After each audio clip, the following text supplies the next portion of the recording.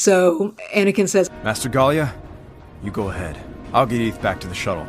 It was at that point I realized the restriction that they're forced to have with Clone Wars, because Anakin doesn't actually physically stand in the presence of Grievous until Episode 3. Exactly. And it was so blaringly obvious, like, okay, no, there's no way Anakin wouldn't have gone. In what world is Anakin like, no, I do not want to go to the fight to help Obi-Wan? Yeah, no. Like, that's a contrivance for sure. Yeah. That's the delicate chess game that they have to play with this production, is how do we keep going through this war and not have Grievous and Anakin ever lay eyes on each other because of one fucking line of dialogue in Revenge of the Sith. Yep. General Grievous, you're shorter than I expected. Now all 7 seasons of Clone Wars have to be molded around that one line. Like, God. Yeah. But they do it. They pull it off. Yeah, they did it. This scene was weird because they really pressed upon Grievous's hatred of Jedi. Yeah. Like, really hard. Because, like, Eth Koth says that Grievous has a reputation for being a coward and a murderer. Ooh. I know. And Grievous is like, Murderer? Is it murder to rid the galaxy of you, Jedi filth? he's like, I'm not here for the politics. Okay? I'm here because I love killing you. I always thought of him as some sort of a political, power-oriented character. I thought... Really?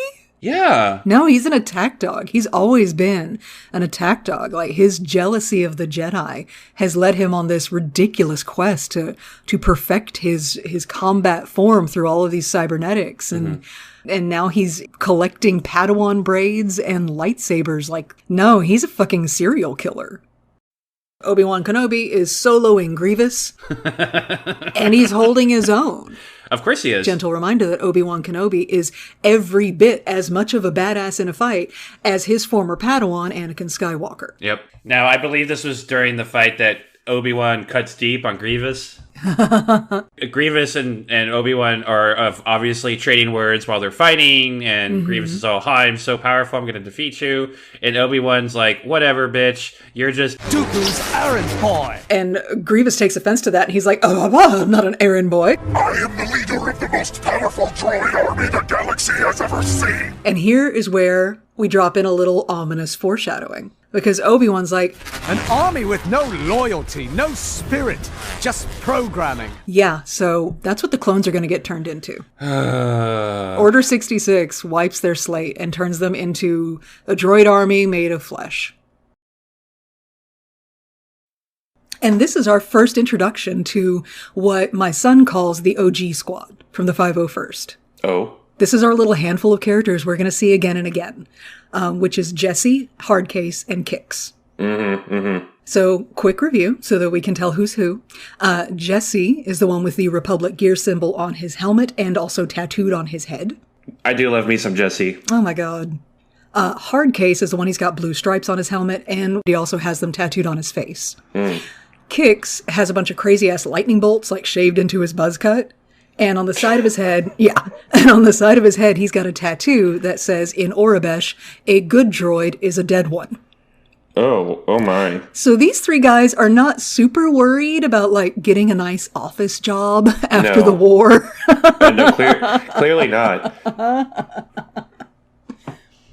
So yeah, they pull up to this farm, and there is Sue with a rifle, because she's not an idiot. Yeah. And some very dangerous-looking men have just rolled up on her property. But then Jesse climbs down off of his swoop bike, and he is so disarmingly polite. We want no trouble here. Easy with that weapon, ma'am. We're here as friends. Yeah. These are veteran soldiers. They are clearly commandos. But Jesse takes off his helmet, which doesn't help because now you have a tattoo on your face, sir. You are an intimidating visage.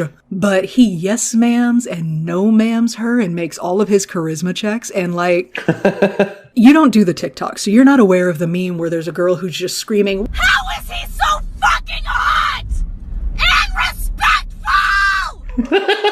and that's what's going on with Jesse. He's so hot and so respectful. I do love me some Jesse. Oh my god, yeah. So go ahead, fall in love with him. That won't break your heart later. I know, right? Fucking Clone Wars. I love Cut's whole vibe. What's your number and rank? My name is Liiique. Cut Liiique. And I'm just a simple farmer. He's like if the dude was capable of kicking your ass. Yeah. I am not Mr. Lebowski. You're Mr. Lebowski. I'm the dude. Like, he is at peace with his decision to leave the army. Yeah. And part of that is because he has a family. And Cut is such a good dad. All the clones could be good dads, because who are they clones of? Mm-hmm. They're clones of Jango Fett, who all he wanted in exchange for donating his DNA to this program was a son. Yeah. He just wanted to be somebody's dad.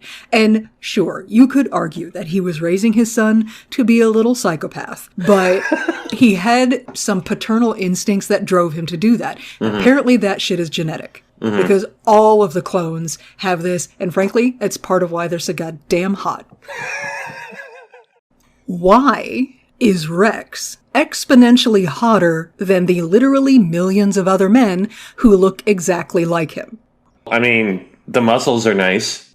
But they all have them. Right. Well, for me, Rex is like the obvious standout clone because of how he carries himself, how emotionally invested I get with him. You know, it's not fair because he gets the majority of the storylines, right? Right. He has some really cool moments with Anakin and Ahsoka. So I just have this emotional connection with him that is more than just any of the other clones. And I just think that's probably the reason why, for me, he's the hottest. Are you familiar with the concept of the competency boner? Oh, yeah. He's so goddamn good at his job. He's so fucking competent. He can shoot the eye out of a space eel. He's so good. He can think to slow walk his way through the shields around a droideka and just shoot it in the head. Being good at your job, being good at what you do is so fucking hot. So I did a little bit of research into, like, because I was trying to find out what the fuck does Elder Jedi mean. Mm-hmm. Master Sunube is a colleague and contemporary of Yoda's. That's how far back he goes. He was apparently in charge of training a group of younglings that included Dooku and Sifo Dyas. It's his fault. Sure. He had a long and storied career with the Jedi and was a member of the Jedi Council, but retired prior to the invasion of Naboo. And now he's just a Jedi investigator who works on building and maintaining his encyclopedic knowledge of Coruscant's underworld. So Ahsoka's like, hey, Master Sunube, I'm looking for this guy who totally stole my lightsaber. He looked like he came from one of the aquatic planets, and Master Sunube says my favorite line in the entire episode. So you're saying there was something fishy about him? So anyway, she scares the shit out of Bonamu, and he tells her that he sold that lightsaber. Yep. And he sold it to somebody named Knack Movers. Yeah, according to like comics and stuff, Knack Movers is apparently a skilled assassin. Yeah, he's a mafia hitman. Yeah. There are very few outcomes that could have been worse than finding out that somebody like Knack Movers has her lightsaber. Because the main source of Ahsoka's turmoil over the loss of this lightsaber is she's worried that somebody's going to use her lightsaber to kill somebody. Mm-hmm. Well, at least you know where your lightsaber is. Yeah, it's in the hands of a killer. And I'm like, you mean the Geonosian Slayer 3000? That lightsaber? The lightsaber that you have used to murder, what was the count? 65 Geonosians? During the whole assault on the Yeah, but those aren't weapons people, factory? Steph.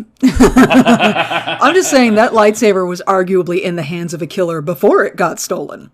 Ooh. If you look in the background while Ahsoka's searching around, there is a painting on the wall. That is a portrait of Knack Movers with his girlfriend and his bodyguard, Casalita Cryer, who is the Torellian Django jumper to his left. So Knack and Nope Eyes were dating, but Knack was getting increasingly paranoid. So he hires Cassie Cryer to be his bodyguard and assistant. So then Cassie and Nope Eyes fall in love.